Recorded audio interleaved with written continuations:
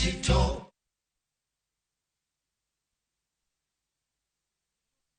Enjoy View Travel affordable holiday packages. Kenya's #1 travel agent and online booking platform, View Travel offers wide variety of local flights, hotels, transfers, holidays, activities, and so much more. Whether traveling as a family, couples, chama, church groups, friends, or even going for trips to Mombasa, Diani, Malindi or Watamu, Masai Mara, Naivasha, Nakuru, or staycation in Nairobi. Call 0703-254-254. This is Kenya. Dream, explore, discover. Powered by Citizen TV.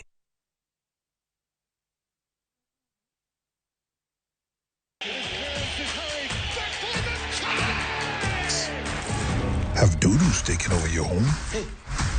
I need to suck your blood. Get Bolt and get your home back. Unlike other insecticides made from toxic synthetic pyrethroids, Bolt is made from 100% natural Kenyan pyrethrum, making it gentle on you but deadly on flying and crawling insects. When doodles strike, stop them dead. Bolt insecticide, gentle on you, deadly on doodles.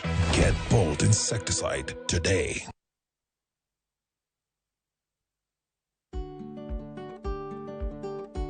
Ng'eyo makare kaka pien dendi chalo en gino mowinjore kendo makare minyalo timo ne pien dendi.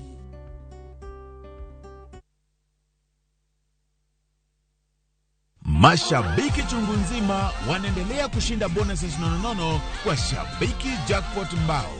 Kwa majina naitwa Peter Masinde, nimeshinda 1 million kwa Jackpot Mbao bonus. Nimefurahi sana kwa kushinda hii bonus.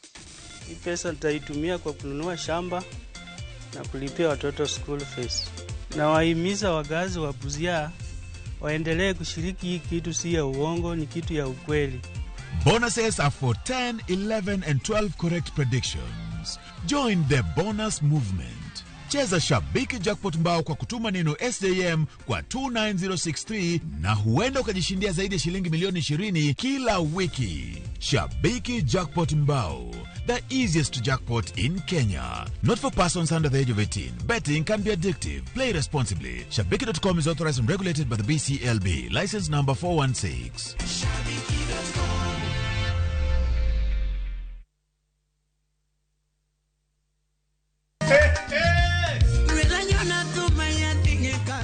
Chenro marusi kusako wachoro to marbenga gyo hangla kabiro ko makore aero nyakoma era makata onge nyagiro mbui mar Facebook, Instagram, Twitter @Ramogi TV #Ramogi Night. Indube idalawa kanyasoro dalawa Indube idalawa kanyasoro dalawa mitwara tari wacho ni mitasali pekmeli watio mate kijoka nyana nyando atinyaka milambo.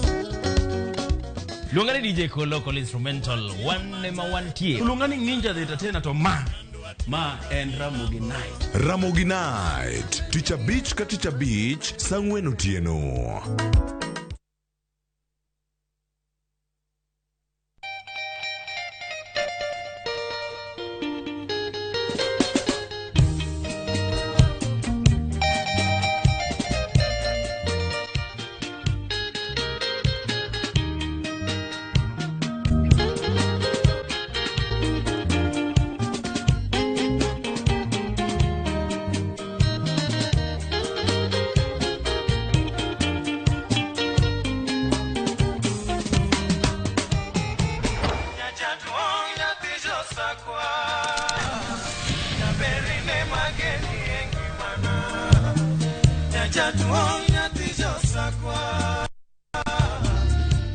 Radio Ramogi, Cartoon Jaluo.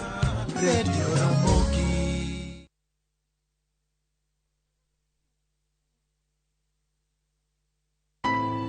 Wund kodandhoga timore pile ka pile. To joma onge ketho ema hinyore ahinya.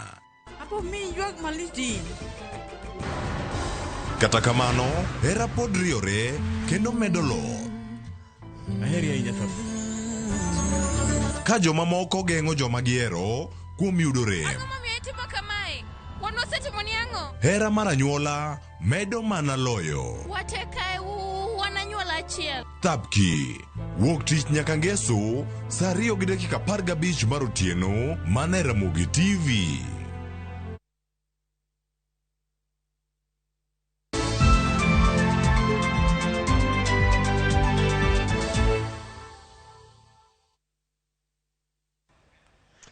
Machiegni kendo nyaka Ramogi jolony e weche mag kothe momedi nyinyo mong'ere kaka GMO kwedo joma osebedo ka kwedo ber mar kothego. Jolony e weche mag science go mong'ere kaka Kenya University Biotechnology Consortium wacho ni wach mar GMO onego twakie matut kod jokanyo kamoting'o jopur kod oganda jo Kenya mondo chung' motegno obedie e wi kothego. Ma biro e kinde ma pod paro mopogore opogore nyuolore pacho ka e wi ber kata rach mag kothe momedi nyinyo.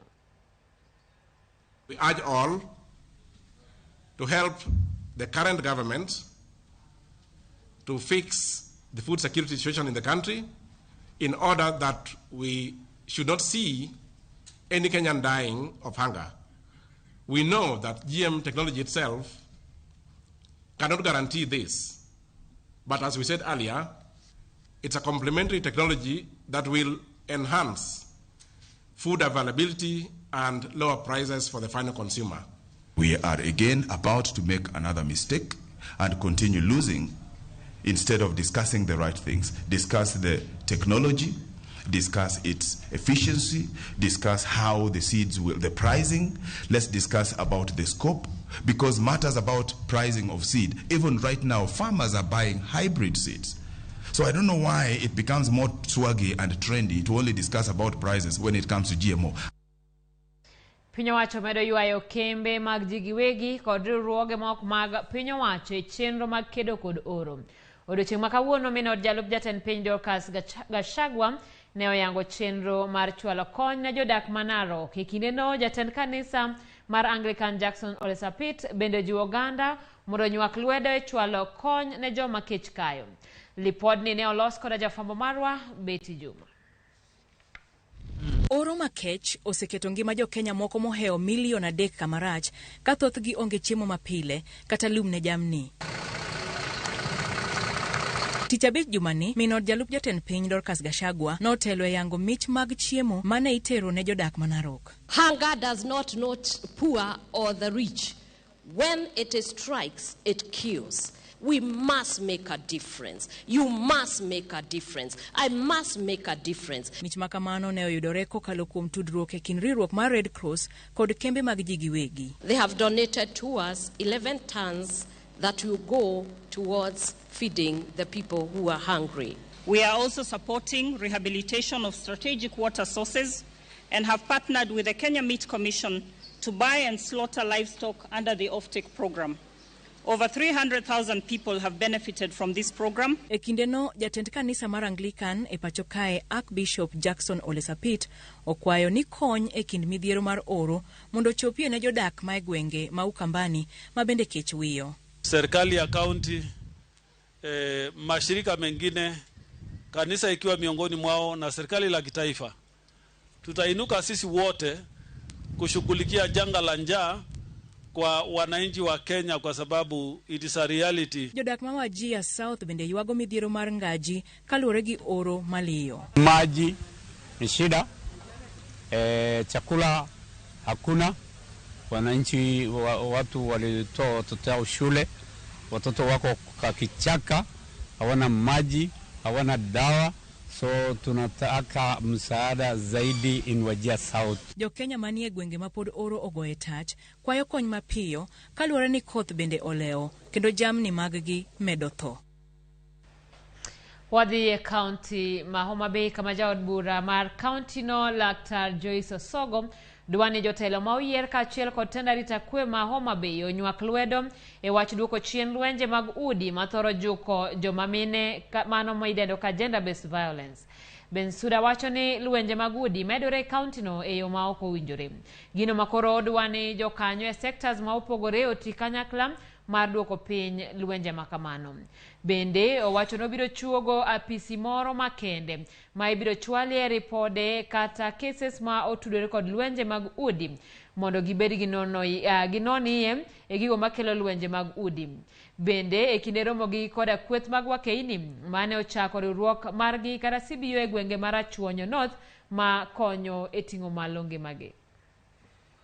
Maonge tuomruok e office governor, e office mar county commissioner kata gi officer bende to gi NGOs manitiere Mabei to gi any other jatele constituency. Kanya dwani mondo create a desk for advocacy and reporting mondo wanyalo bedo gi data mwatero ne county commissioner, wanyalo bedo gi data mwatero ne governor, wanyalo call for rescue. Wawacho ni nyaka mon olose kembe gidonje infrastructure, gidonje manufacturing mondo wane kaka wakelo oganda ma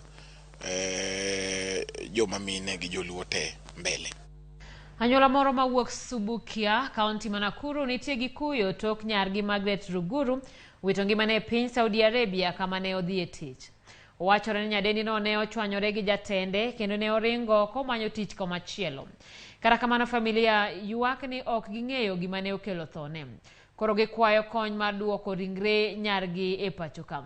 Flora Tieno ne olosonwa lipodni. Kod anyuolane, Margaret Ruguru ne odhi piny Saudi Arabia tarik 25 dwe mar abich higa mokalo e yor tich kendo ne otudore kodgi kinde ka kinde ka olero chal mare. Wachore ni Margaret ne weyo tije mokwongo mana bang' dweche 4 kende to ka jatende ne obwoge kane olalo remote mar wang' jowi. Wakaniambia tena huyu mtoto alitoroka mahali, alipelekwa kazi, akaenda kazi mahali ingine, so anamuita runaway kwa barua yenye wameandika pale. Jeno Waweru ma nyamin Margaret lero ni tudruok margi ne ochako rochore dwe mar adek higani kendo kanyo ema ne gichako bedo gi bwok. Kutoka March 6 hakuwa irudi online na simu kakuwa mteja, ndio tukafuatilia kumfuata hivi ndio tukaona mwezi imeisha, ingine imeisha, bado hakurudi online. Tukauliza wasichana walikuwa naishi na yeye, wakasema wajamuona. Gikwayo kony mar kelo ringre nyargi pacho ka. So nikauliza ranawendi kusema nini, wakanielezea, wakaniambia sasa huyu ni wenu, gharama ni yenu juu alitoka mahali alipelekwa kazi. Ile bili imekuja imetusida sisi 1700, hata tukijaribu hatuwezi tukapata. Kwa hivyo tunalilia serikali na watu wa roho nzuri kwa nia njema tu watuhurumie ndio tupate mwili wa marehemu wetu, tukuje tumuzike kwa heshima. Ywak makamae bire sama kembe matero jotich e piny Saudi Arabia bende nyokerore chien ka giwacho ni ok gin gi ketho e chwalo jotije e pinjego. Ochieng' Emmanuel, Ramogi TV. Piny Kenya William Ruto oduoko lwedo ne jogo mayande osire kampen mar laro komno. E oboke ma owuok e log tich mare, Ruto oyiero ji 10 ma bende biro tiyo machiegni kode e apise. Felix Koskei ma kinde machon en jatend migawo mar pur kod pith koro biro bedo jatend jotije mag piny owacho ka okawo nafas mar Joseph Kinyua. Manen gavana Maturkana Josephat Nanok ma bende yande en jatend kampen mar Ruto oyier kaka jalup Koskei. Jalony e weche uchumi David Ndisa ni koro dhi bedo jakom mar aput mabiro ng'ado ne Ruto rieko e weche mag uchumi. Agustin Cheriot omilemo mar jang'ad rieko maduong' kara senior advisor kendo jatend lokruok mar uchumi mapacho kae.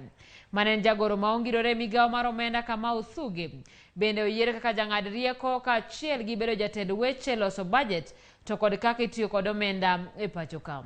Manen jakom bengi ma National Mohamed Hassan oyier kaka jakanyo mar aput mar ng'ado rieko e weche mag uchumi ka achiel kod Nancy Laibuni. Kato Ole Metito bende ne olaro kom gavana ma Kajiado gi otiko mar UDA ema koro yier kaka jatatije e log tich mar jatend piny kata State House Controller.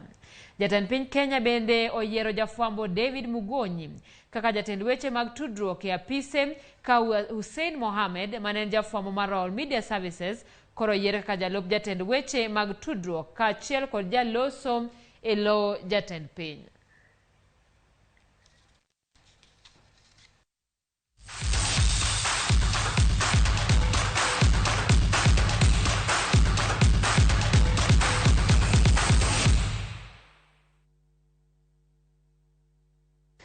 Ramogi wadhi e paw tuke kama yiero manochan mar komiti ma ochung'ne tim mar Paralympic orem timore odiechieng' ma kawuono.